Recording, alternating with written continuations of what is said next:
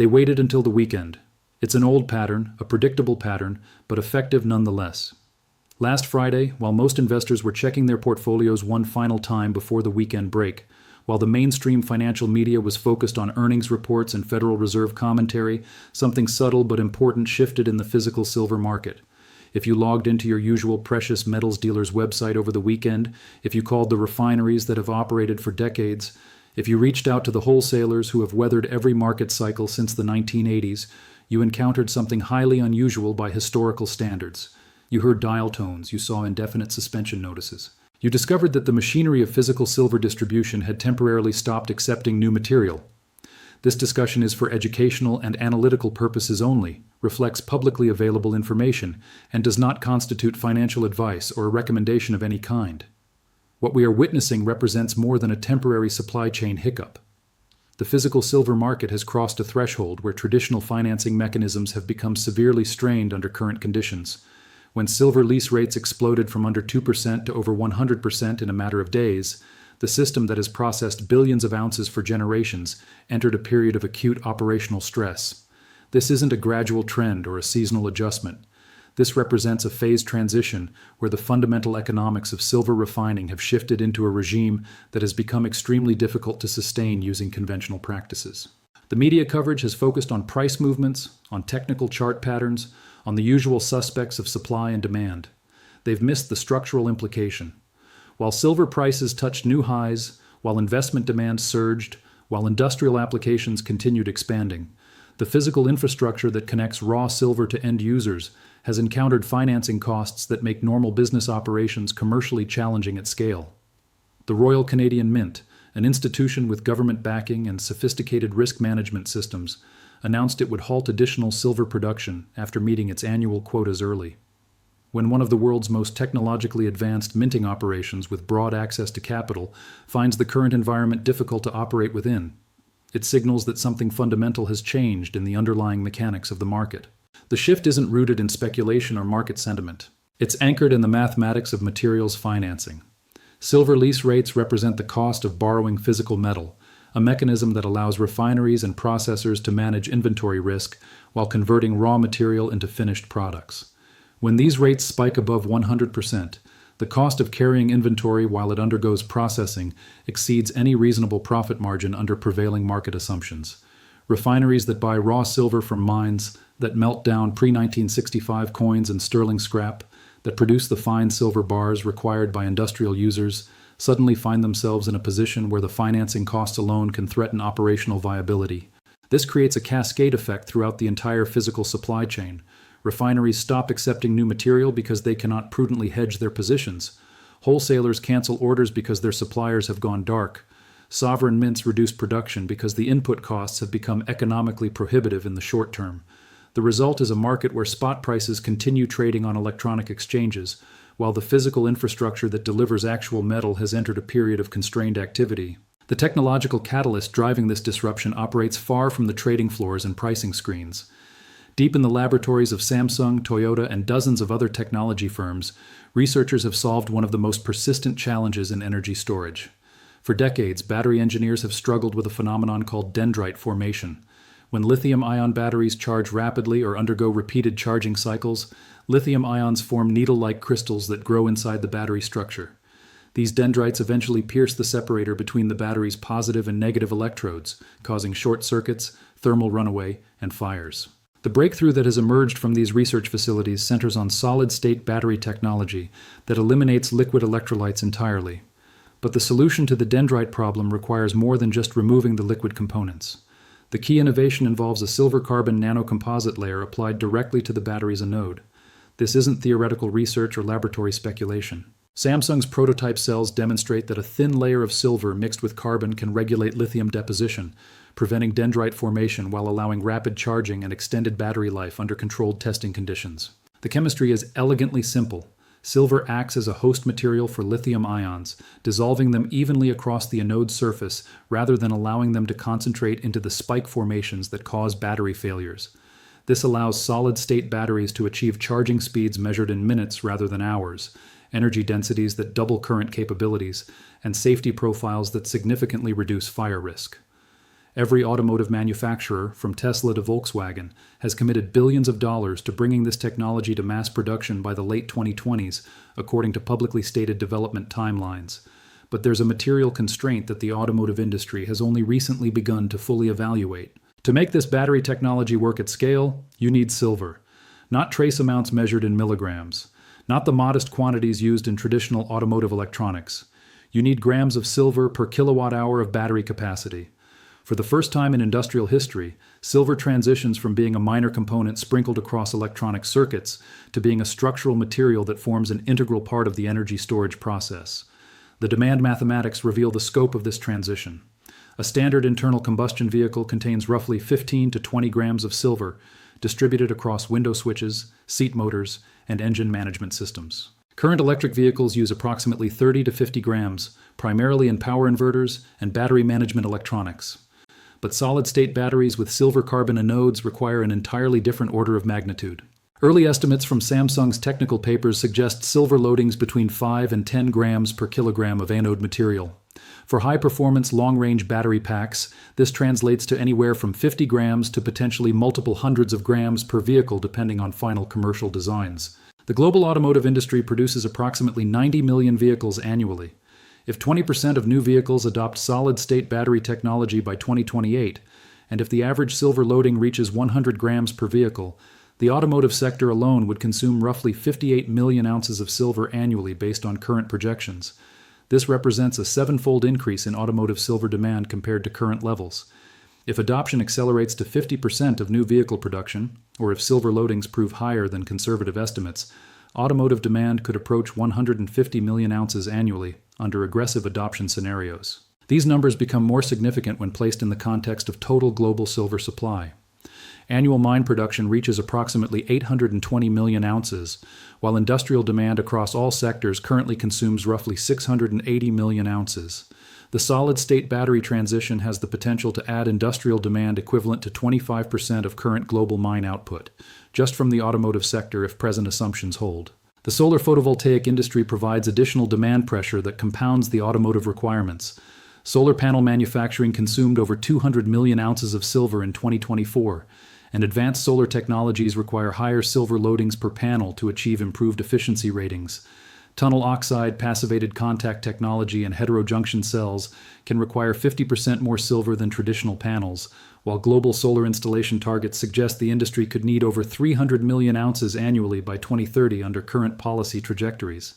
The mathematical convergence becomes clear when these demand streams are aggregated. Automotive solid-state batteries could require 100 million ounces.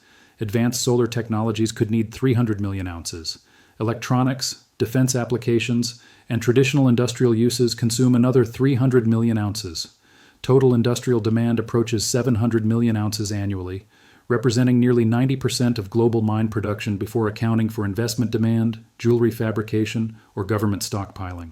The supply side reveals structural constraints that cannot respond quickly to demand surges.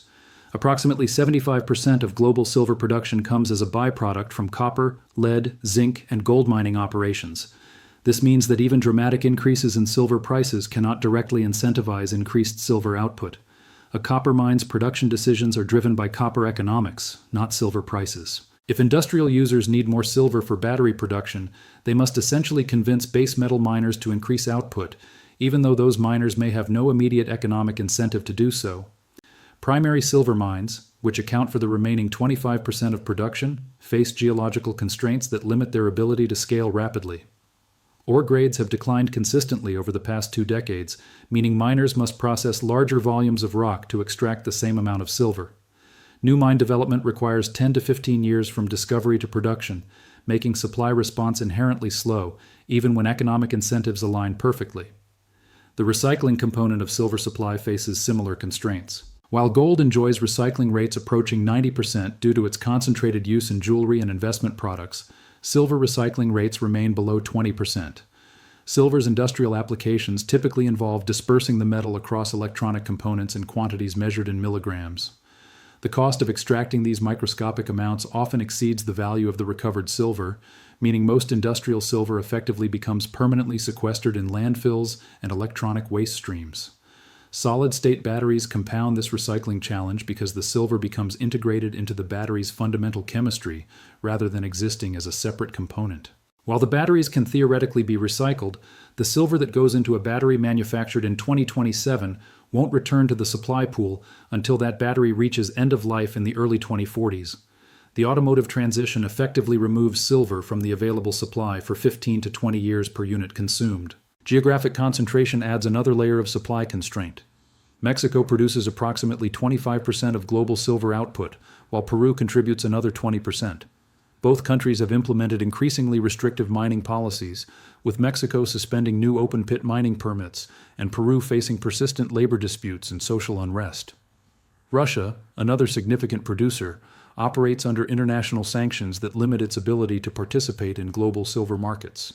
The financing crisis currently affecting refineries represents the market's initial response to these converging pressures. Silver lease rates function as a real-time indicator of physical availability.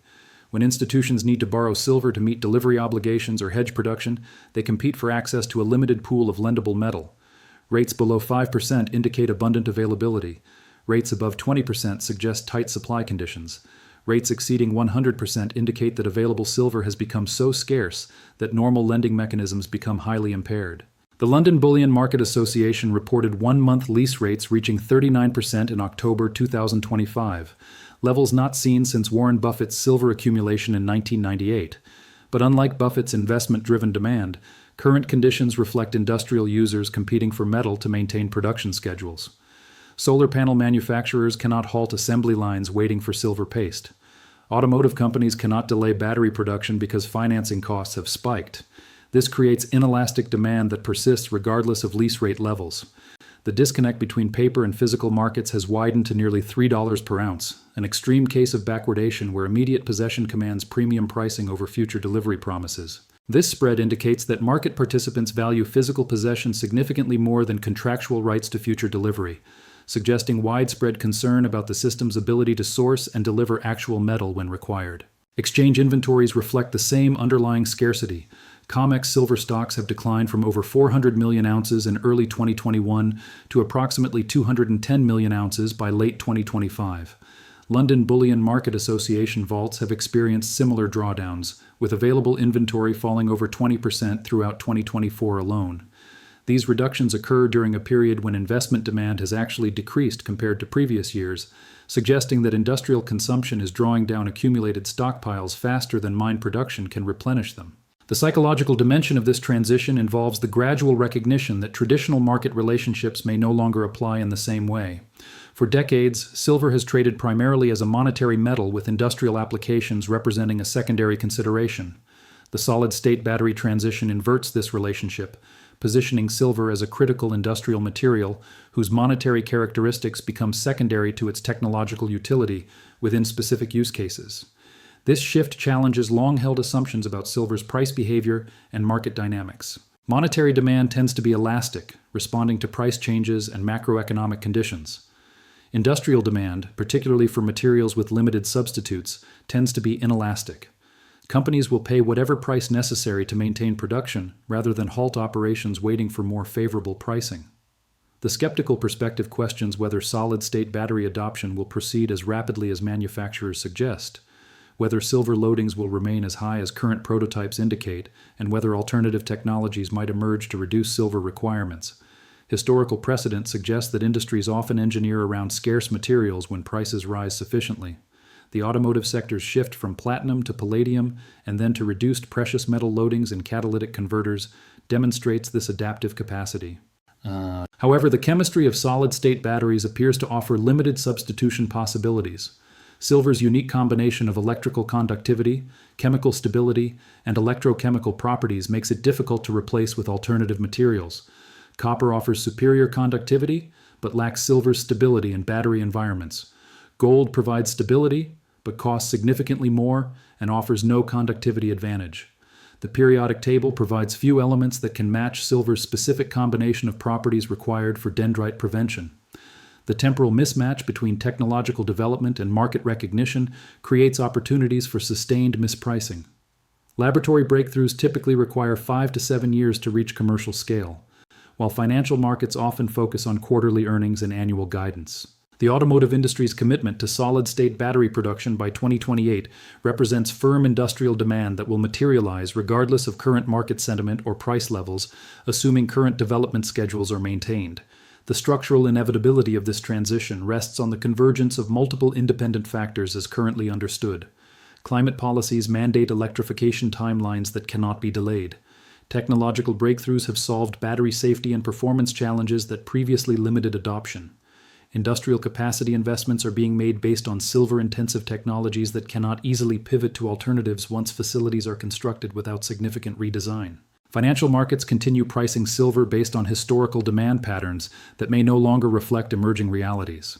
The automotive industry has committed to production schedules that will require silver in quantities that could strain global supply chains. The physics of solid-state battery chemistry appears to lock in silver requirements that resist easy substitution. These structural changes are already influencing corporate procurement decisions and industrial planning, even as public pricing mechanisms have yet to fully reflect the implications of this technological transition. The procurement officers started making phone calls on Monday morning, not to their usual suppliers, not to the refineries they had worked with for decades, but to mining companies directly. Samsung's battery division was bypassing the entire traditional supply chain, offering to finance mine operations in exchange for guaranteed silver deliveries as part of standard long-term procurement risk management. Tesla's procurement team was doing the same thing. So was Toyota. The industrial giants had run the numbers on solid-state battery production timelines, looked at their silver requirements, and realized that waiting for the traditional market to stabilize was operationally impractical given existing commitments. This discussion is for educational and analytical purposes only, and does not constitute financial advice. The shift from laboratory prototype to industrial reality follows predictable timelines that rarely align with market recognition. Battery manufacturers have committed to production schedules that cannot accommodate supply disruptions. Automotive companies have announced vehicle launch dates that depend on battery availability. Government mandates have established electrification targets that create legal obligations rather than market preferences. The physics of solid-state battery chemistry has locked in silver requirements that resist substitution, while the traditional mechanisms for sourcing and processing that silver have encountered financing costs that make normal operations difficult under present conditions. The temporal mismatch between technological deployment and market adaptation creates conditions where industrial procurement must operate outside conventional channels. When Samsung announces that its solid-state battery production line will begin commercial output in late 2027, that represents a firm commitment backed by billions of dollars in facility construction and equipment installation. The company cannot delay that timeline because silver lease rates have spiked or because refineries have suspended operations. Industrial schedules operate independently of financial market conditions. The mathematics of this procurement challenge reveal the scale of the structural adjustment required. If Samsung's production targets require 50 million ounces of silver annually by 2028, and if traditional refining capacity remains constrained by financing costs, the company must secure that metal through alternative channels. Direct mine financing represents the most reliable approach, but it requires commitments measured in years rather than months.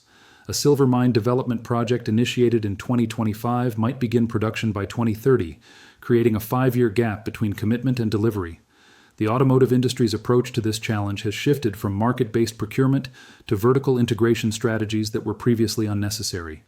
Toyota's recent announcement that it will provide financing for silver mine development in Canada represents a fundamental change in how industrial users approach critical material sourcing. The company is essentially becoming a silver miner by proxy, accepting geological and political risks that were previously managed by specialized mining companies. This direct procurement model creates ripple effects throughout the silver supply chain that extend far beyond the companies involved. When industrial users bypass refineries and wholesalers, they remove a significant portion of demand from traditional markets while simultaneously constraining supply available to other users. A solar panel manufacturer that cannot access Samsung's privately contracted silver must compete for an increasingly limited pool of available metal, driving up costs for all remaining market participants. The regional concentration of silver mining adds complexity to these procurement strategies that cannot be resolved through financial engineering alone. Mexico's suspension of new mining permits means that any company seeking to expand silver production must work within existing operations or look to other jurisdictions. Peru's ongoing social unrest creates delivery risks that industrial users cannot accept when production schedules depend on reliable material flows. Canada and Australia offer political stability, but limited silver resources compared to Latin American production centers. The convergence of technological necessity and material scarcity has created conditions where traditional market mechanisms appear increasingly strained. The halting of dealer operations represents more than a temporary disruption. It signals the emergence of a new paradigm where critical materials transition from market commodities to strategically managed resources within certain industrial frameworks. The physics of solid-state battery chemistry has imposed requirements that cannot be negotiated away through financial engineering or market sentiment alone. The mathematics of automotive electrification timelines have created demand certainties that must be satisfied regardless of lease rate environments or refining capacity constraints. These structural forces are already reshaping procurement strategies and industrial planning across multiple sectors, even as public pricing mechanisms continue operating under assumptions that may evolve as market conditions adjust over time.